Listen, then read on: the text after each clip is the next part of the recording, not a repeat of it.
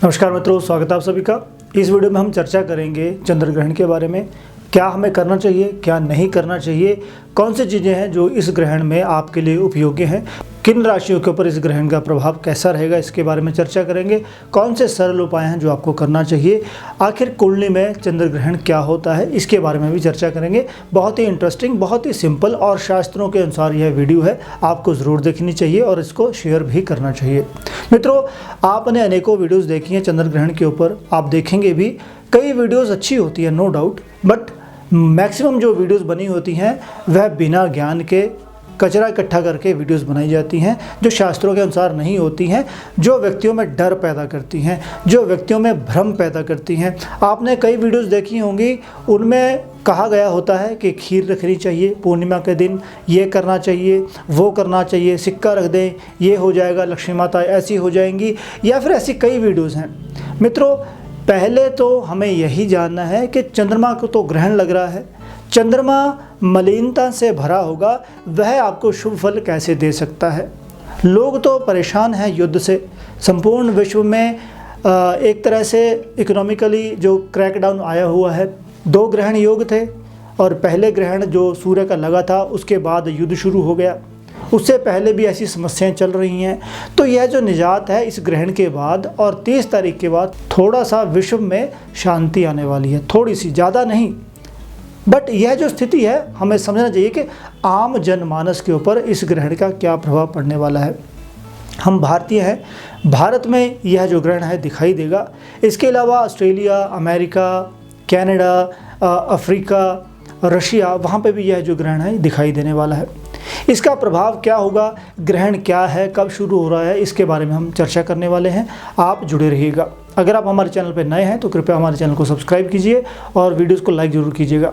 सबसे पहले मैं आपको दिखा दूं मित्रों कि यह जो गोचर ग्रहों की स्थिति है, इसमें ग्रहण को हम कैसे समझेंगे। देखिए, ग्रहण जो है वह मेष राशि में लग रहा है और मेष राशि में क्या है, गुरु हैं, राहु हैं और चंद्रमा यहाँ पे 28 तारीख को आ जाएंगे। उनके अपोजिट अगर हम कहते हैं कि 90 डिग्री का जो एंगल है, उसके अपोजिट क्या है, तुला राशि में सूर्य हैं, मंगल हैं, बुध हैं और केतु हैं। और इसके साथ ही सिंह राशि में शुक्र महाराज हैं और कुंभ राशि में शनि महाराज विराजमान हैं। यह ग्रहों की स्थिति रहेगी ग्रहण काल के दिन। अब ग्रहण लगना कितने बजे है, इसके बारे में हम चर्चा करते हैं कि सूतक काल कब लगना है। अब ग्रहण का जो योग अगर हम समय बताया गया शास्त्रों में 1:05 पे सुबह 28 की रात को, 28 की रात को है यह जो ग्रहण है लगने वाला है। यह ग्रहण रहेगा कब तक, यह ग्रहण रहेगा 2:26 पर यह रहेगा। कहीं पे यह 28 भी हो सकता है क्योंकि थोड़ा दिनमान का समय आगे पीछे होता रहता है। तो यह जो ग्रहण है इसका टोटल जो समय होगा 1:05 सुबह से लेके 2:26 सुबह तक रहेगा, जो 29 की रात होगी और 28 को ये शुरू हो जाएगा। अब सूतक कब लगेगा, सूतक इसका लगेगा 28 की शाम को 4:05 पर। इस समय के दौरान सूतक लग जाएगा। सूतक, इसका इस वर्ड को हमने ध्यान में रखना है, सूतक को। और एक चीज़ और भी है, तो लगभग जो चंद्रमा है भारत में उदय हो जाएगा 4 और 6 के बीच में, संपूर्ण भारत में यह दिखाई देने लग जाएगा और ऊपर से पूर्णिमा का दिन है। यह जो स्थिति है चंद्रमा की, आपने देखा होगा, जल्दी से वो निकल आएगा, आप उसको देख सकते हैं। मगर जो चंद्र का मालिन्य है, चंद्रमा में जब वो उस स्थिति में चला जाएगा कि ग्रहण का शुरू हो जाएगा काम, वो लगभग रात को 11:30 बजे शुरू हो जाएगा। जैसे हम कहते हैं कि चंद्र की मालिनता जो है शुरू हो जाएगी। मगर जब हमने शास्त्रों में बोल रखा है कि सूतक का अगर समय जो है, वहाँ से भी हमें समझना होगा कि समझिए चंद्र जो है क्षीण होना शुरू हो गया है, या हम यह कह दें कि उस काल के बाद आपने कई कार्य नहीं करने होते। कौन से कार्य हैं जो नहीं करने आपने, उस चीज़ के बारे में हम बात करते हैं।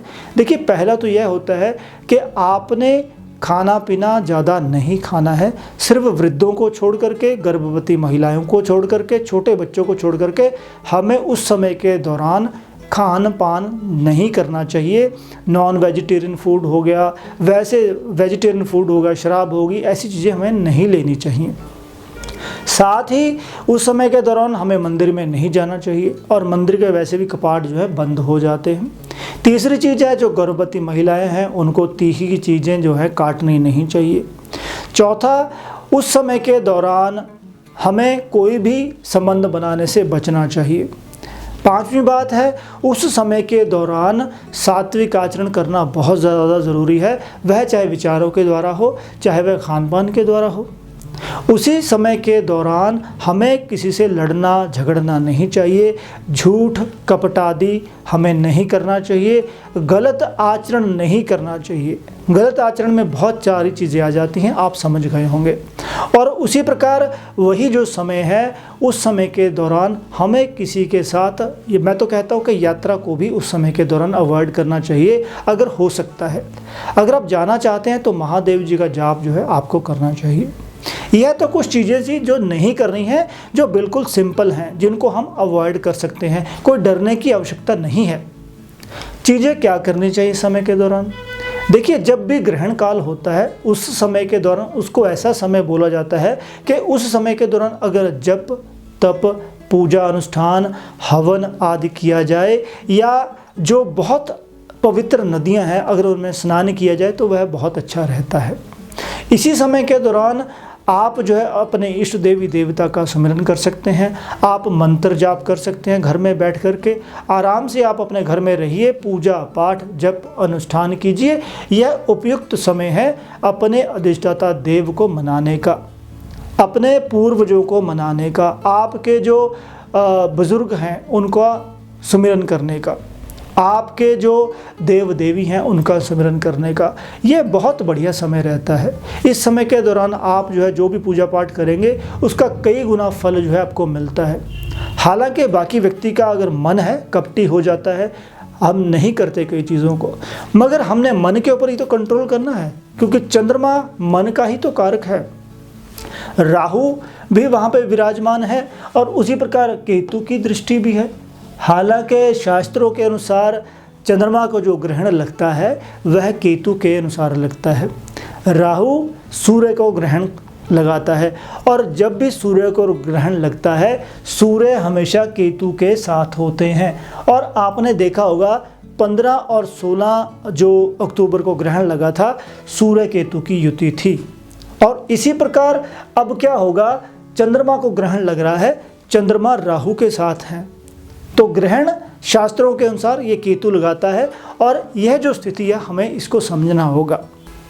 मित्रों, अब मैं आपको बताता हूं कि कुंडली में ग्रहण क्या है, उसका इलाज हमने करना क्या है। ध्यान दीजिएगा।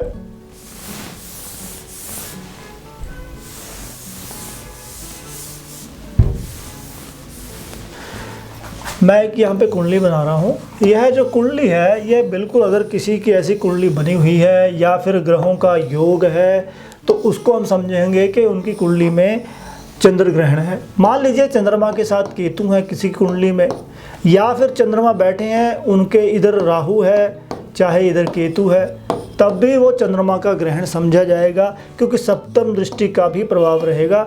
चंद्र केतु कहीं पे भी हो सकते हैं आपके। अगर चंद्र केतु छठ भाव में है या फिर चंद्रमा केतु अष्टम भाव में है या 12वें में है तो इसका प्रभाव जो है विशेष तौर पे दिखाई देगा। तो आपको इस बात को समझना चाहिए, अगर किसी की कुंडली में चंद्र केतु इकट्ठे हैं या फिर वह सप्तम दृष्टि से एक दूसरे को देख रहे हैं, तब भी चंद्रमा के ग्रहण का प्रभाव रहेगा। ऐसे व्यक्तियों का मन जो है एक जगह टिकता नहीं है, उनकी तसल्ली नहीं हो पाती। या फिर हम एक चीज़ मैं आपको और कहता हूँ, जिनकी डेट ऑफ बर्थ में 2 और 8 आता है, किसी भी प्रकार से आता है, या फिर उनकी डेट ऑफ बर्थ 28 है, उनका मन जो है स्टेबल नहीं होगा चंद्र ग्रहण के समय के दौरान। या फिर किसी की डेट ऑफ बर्थ जैसे 2/8/1991 है, किसी भी प्रकार से, या इसका अपन टोटल करेंगे यहाँ पे किसी भी प्रकार से 8 आ जाएगा टोटल करने के बावजूद, और यहाँ पे 2 आएगा।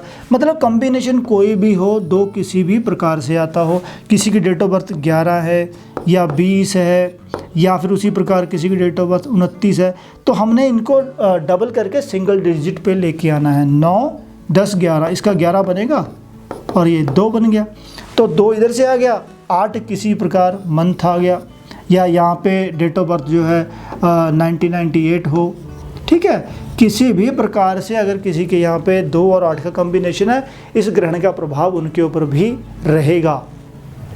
बहुत ही सिंपल शब्दों में आपको समझा रहा हूँ। मगर जिसकी कुंडली में चंद्र केतु है उनके ऊपर इसका विशेष प्रभाव दिखने वाला है, या चंद्र राहु की युति है उनके ऊपर प्रभाव रहने वाला है। मन आपका स्टेबल नहीं होगा, आपके घर में मानसिक समस्याएं चल रही होंगी, लड़ाई झगड़ा हो रहा होगा, बहस हो रही होगी, मन टिकेगा नहीं। या फिर चंद्रमा क्षीण हो, चंद्रमा अगर किसी की कुंडली में वृश्चिक राशि में है, जो 8वीं राशि होती है, चंद्रमा यहाँ पे क्षीण होता है, तो अगर वह राशि, वैसे अष्टम भाव ये होता है, तो यहाँ पे अगर वृश्चिक राशि है या फिर चंद्रमा कहीं पे भी वृश्चिक राशि में बैठे हैं, तो वह जो राशि है उसमें चंद्रमा क्षीण होगा, पावरलेस होगा, उनका मन भी इस समय के दौरान भागेगा, दौड़ेगा, लड़ाई के योग बनेंगे, मन एक जगह बैठ नहीं सकता, मन में कष्ट होगा, चाहे वो कोई भी घटना हो, किसी के साथ लड़ाई झगड़ा हो जाएगा, विचार नहीं मिलेंगे, कोई लगा कोई धोखा दे गया, कोई ये कर गया, कोई वो कर गया, मतलब हज़ारों तरह की थॉट्स जो हैं, हज़ारों तरह के व्यूज़ जो हैं आपके मन में आएंगे। यह एक जनरल सिम्टम्स हैं। जब चंद्रमा क्षीण होगा तो आपकी माता को भी कष्ट होगा, आपके मन को कष्ट है, आपकी माता को कष्ट है, और आपको जैसे मानसिक समस्याएं रहेंगी, सिर दुखने लग जाएगा, नर्व्स की समस्याएं आ जाएंगी, उसी प्रकार पैरों की समस्याएं आएंगी, हड्डियों की समस्या आ सकती हैं, नेक की समस्या आ सकती है, बैकबोन की समस्या आ सकती है, कमर से रिलेटेड समस्याएं आ सकती हैं, ऐसी कई चीज़ें होंगी, कष्ट आपको आएगा। अब मैंने इस ग्रहण का प्रभाव तो आपको बता ही दिया, मगर यहाँ पे एक चीज़ मैं और कहने वाला हूँ, वह है इस ग्रहण का तोड़ क्या है, उसके बारे में हम चर्चा करेंगे। मगर एक मैं छोटी सी आपको टिप देना चाहता हूँ कि मिथुन, मकर और कुंभ राशियों को छोड़ करके सभी राशियों के ऊपर इस ग्रहण का प्रभाव रहने वाला है, यह शास्त्र कह रहे हैं। और यह जो चीज़ है इसके पीछे एक कारण भी है, क्योंकि तुला में 4 ग्रह का योग है और मेष राशि में 3 ग्रहों का योग है, और उसी प्रकार 4 और 3 7 ग्रह तो 2 राशियों में ही विद्यमान है। सिंपल तरीके से आपको समझा रहा हूँ। उसी प्रकार बचा कौन? शुक्र और शनि। अब यहाँ पर यह तो एक जनरल बात है कि ग्रहण जो लग रहा है उसका प्रभाव जो है सभी ग्रहों के ऊपर पड़ने वाला है, क्योंकि राहु जो है सूर्य को ग्रहण लगाता है, और यहाँ पे राहु की दृष्टि भी है, सूर्य को वो मलिनता दे रहा है, और सूर्य मंगल से पहले बैठा है, राहु पहले भाव में, और गुरु को भी उसने बंद कर रखा है, बुद्धि काम नहीं कर रही। हालांकि ये 30 तारीख को दूर हो जाएगा, मगर इसका प्रभाव जो है, मैं फिर रिपीट कर रहा हूँ, मिथुन राशि, मकर राशि और कुंभ राशि को छोड़ करके सभी राशियों के ऊपर इस ग्रहण का प्रभाव है। कहीं पे चोरी हो सकती है, कहीं पे झगड़ा हो सकता है, कहीं पे छोटी मोटी चोट लग सकती है, कहीं पे मन अशांत रहेगा किसी ना किसी का, किसी की लड़ाई हो जाएगी। तो यह जो समय है, 2 दिन आपने किसी के साथ फालतू झगड़ा नहीं करना, गाड़ी ध्यान से चलानी है आपने।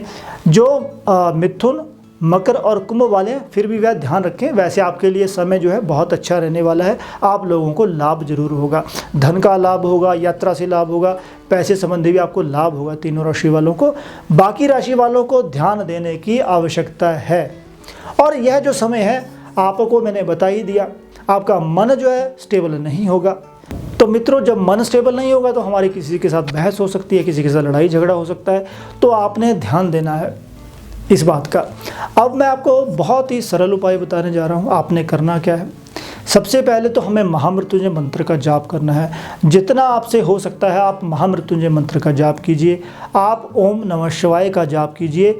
चंद्रमा की जो मलिनता है, चंद्रमा में जो विष घुल गया है, उसको महादेव ही दूर कर सकते हैं, क्योंकि चंद्रमा जो है महादेव जी के मस्तक की शोभा है, उनके मस्तक के ऊपर वह विराजमान रहते हैं। तो महादेव से बड़ा कोई भी इस विश्व में नहीं है जो चंद्रमा को शुद्ध कर सके, आपके मन को शुद्ध कर सके।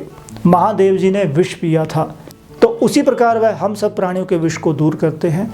और इसी प्रकार हमारा मन जो है महादेव के चरणों में अगर हम लगेंगे तो हमें शांति मिलेगी, हमारे कष्ट दूर होंगे, हमारी जो समस्याएं हैं वह भी दूर होंगी।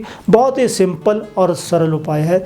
घर में बैठिए, स्नान कीजिए, जप जितना आपसे हो सकता है उतना कीजिए, आपको पता ही नहीं लगेगा कि कब यह चंद्र ग्रहण चला गया।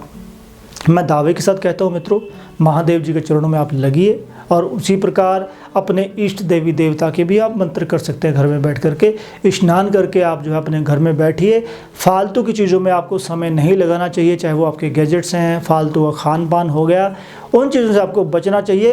पूर्ण तौर पे सात्विक आचरण कीजिए, मेडिटेट कीजिए, आराम से बैठिए, कहीं भागने की ज़रूरत ही नहीं है।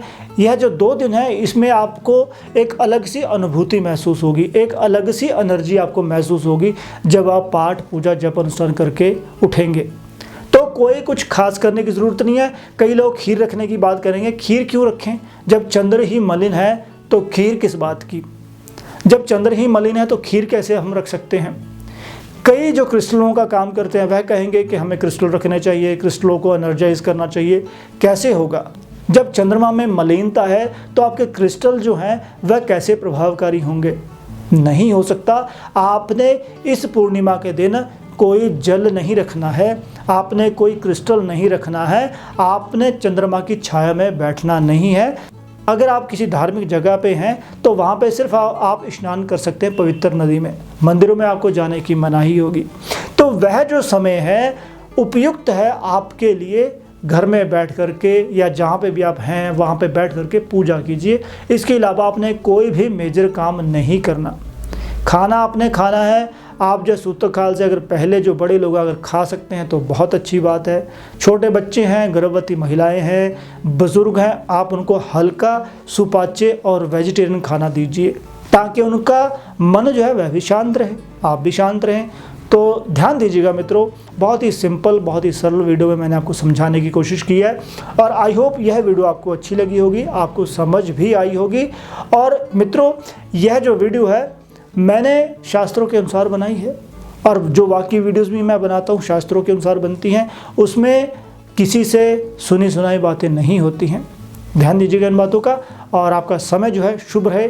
और हो सके तो हमारे चैनल को सब्सक्राइब कीजिए, वीडियोस को लाइक ज़रूर कीजिएगा। धन्यवाद। ओम नमः शिवाय।